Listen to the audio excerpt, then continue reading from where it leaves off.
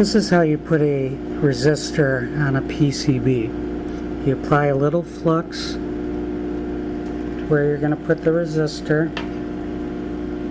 Okay, you refer to the scheme to make sure that you have the right size resistor in the right place. Okay, you use some tweezers to put the resistor near the pads. You apply a little solder.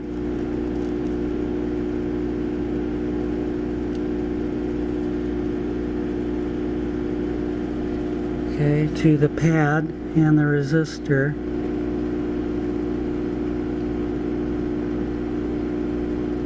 And you do this on the other side as well. And you're done.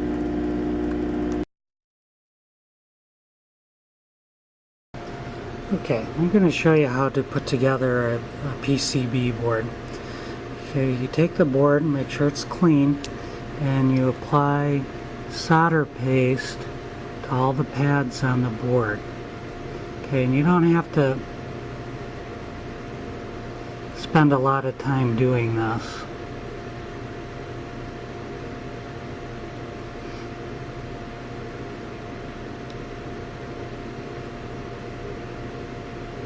Okay, and with a little bit of practice, it only takes you a few minutes to get solder on the entire board.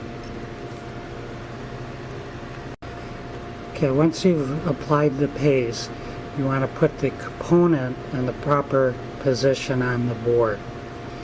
Okay, you do this by using a pair of tweezers, and you place the component like such.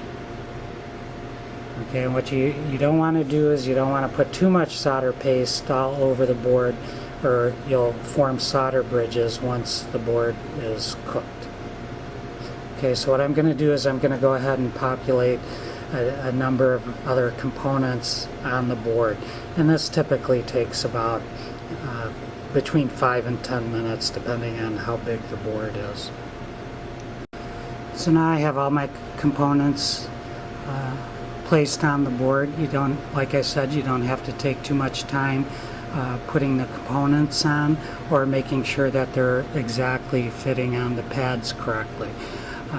If you're putting on an integrated circuit like an op-amp, you want to make sure that you have the correct orientation. Okay, the next step, I'm going to place this in a reflow oven and heat the board up, and the components will become soldered in place.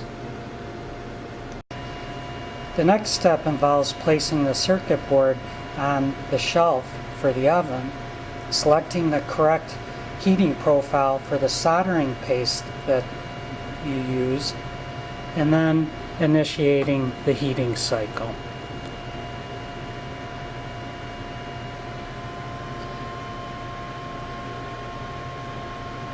It takes about 5 or 6 minutes for the board to cook, and once this is done, I'll show you what the board looks like. After the heating cycle is completed, you turn off the oven and let it cool for a few minutes, and then you can inspect the board for solder bridges and other problems.